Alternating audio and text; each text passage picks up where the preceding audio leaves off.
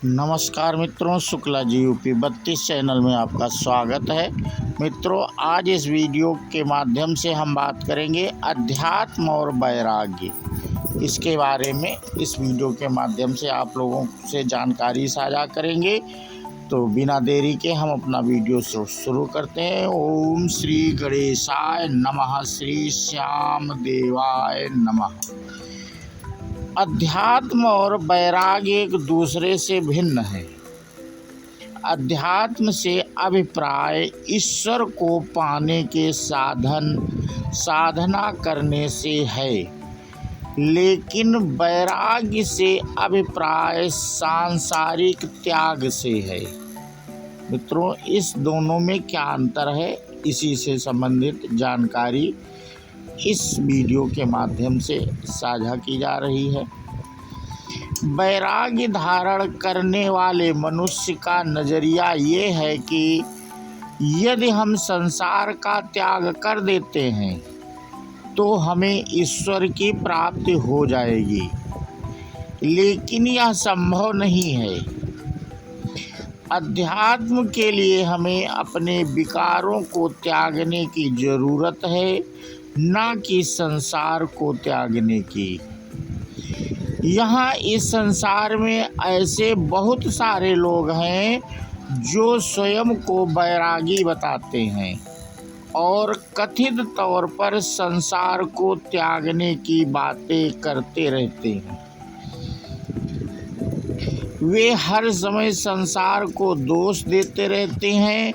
उन्हें हर समय यह चिंता सताती रहती है कि कहीं सांसारिक वस्तुएं उन्हें आकर्षित ना कर लें, इसलिए वे लगातार उनसे भागते रहते हैं। अब प्रश्न यह उठता है कि यदि आप किसी वस्तु के नियंत्रण में नहीं हैं, अर्थात आपने संसार की सुख सुविधा को त्याग दिया है और आप विकारों से परे हो गए हैं,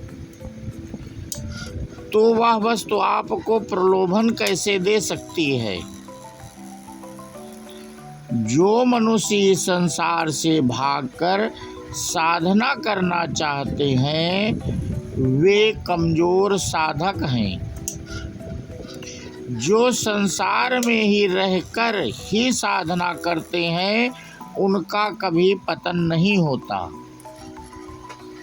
हमारे जीवन रूपी चक्र में 3 गुणों की प्रधानता होती है: सत्व, रजस और तमस।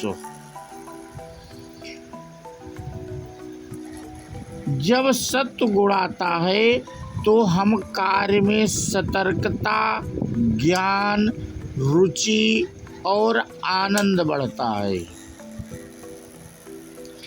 जब रजोगुण आता है तो हमारे भीतर इच्छाओं, स्वार्थ, बेचैनी और दुख का उदय होता है।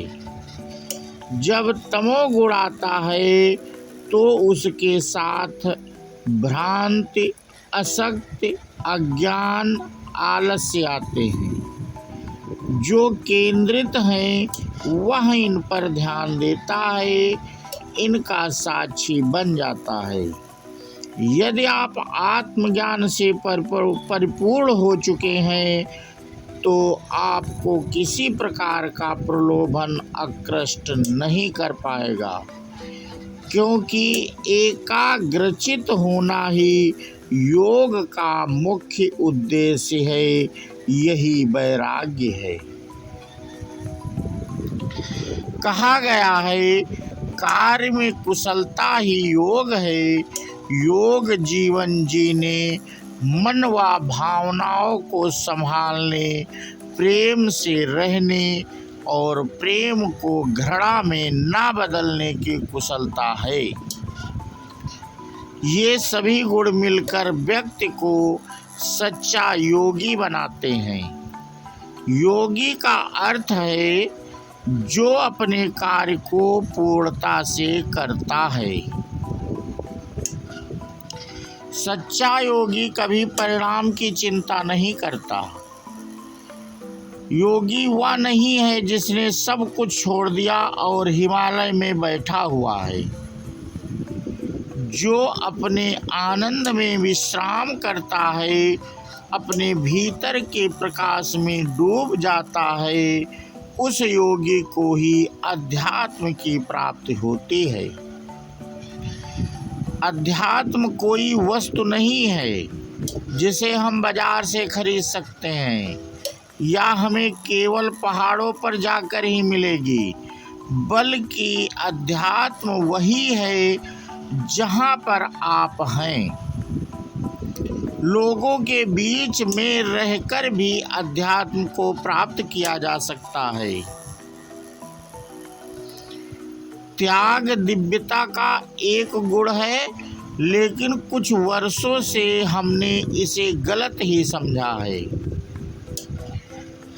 हम आत्मज्ञान और त्याग की बाहरी धारणाओं में फंस गए हैं।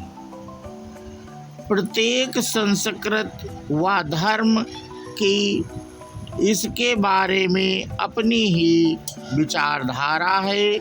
कुछ कहते हैं कि अमीर आदमी आत्मज्ञानी नहीं होता। यह सही नहीं है। आत्मज्ञानी होने के लिए गरीब होना आवश्यक नहीं है। कुछ अन्य संस्कृतियां भी हैं जो सोचती हैं कि एक आत्मज्ञानी या साधु को कपड़े नहीं पहनने चाहिए, उसे इन सांसारिक लोगों से ज़्यादा मेल जोल नहीं रखना चाहिए, उसे भौतिक वस्तुओं का इस्तेमाल नहीं करना चाहिए, उसकी विचारधारा के अनुसार जो संसार में रहता है, जिनका अपना परिवार है, वो उनसे मिलता है, उनके साथ बैठता है, तो वो आत्मज्ञानी नहीं हो सकता। ये सरासर गलत धारणा है। जब एक योगी अपने अस्तित्व के परम आनंद व परम सुख वाले स्वभाव को जान जाता है, तो उसके मस्तिष्क में अवगुणों का भय, संसार का भय आदि जैसे दुर्गुण भी मिट जाते हैं। यह बिल्कुल उसी तरह है जैसे डायबिटीज का मरीज मिठाइयों से डरता है, उसे मिठाई को देखने से डर लगता है। इसके विपरीत जिसने अपने भीतर की मिठास को पा लिया है, वैसे ही व्यक्ति के सामने मिठाई हो या ना हो, इससे कोई फर्क नहीं पड़ता। यही परम वैराग्य है, जिसमें व्यक्ति ना तो संसार से भयभीत है और ना ही संसार से भाग रहा है। वह संसार में रहते हुए पूर्ण रूप से विरक्त और केंद्रित है। जब आप कोई कार्य करते हैं तो आपको कर्म करना पड़ता है, लेकिन जब आप विश्राम करते हैं तो आपको कोई कर्म नहीं करना पड़ता है, लेकिन हम बिल्कुल विपरीत कार्य करते हैं। जब हम विश्राम करते हैं तब कुछ लगातार कुछ ना कुछ सोच रहे होते हैं या कुछ करने का प्रयास कर रहे होते हैं, जबकि ऐसा नहीं होना चाहिए। जब आप किसी कार्य को करते हैं तब उसे पूरी निष्ठा के साथ करिए। जब तक वह कार्य पूरा ना हो जाए तब तक आप विश्राम नहीं कर सकते। उसे पूरी लगन और तमन्ना के साथ कीजिए। जब एक बार वह कार्य हो जाए तो जाइए और उसके बारे में सोचना बंद कर दीजिए।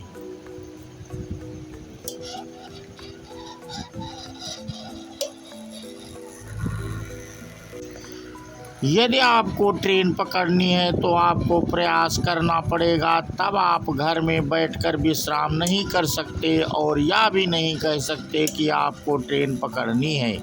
जब एक बार ट्रेन पकड़ ट्रेन में बैठ जाते हैं, उसके बाद ट्रेन के अंदर इधर उधर दौड़ने से कोई लाभ नहीं है।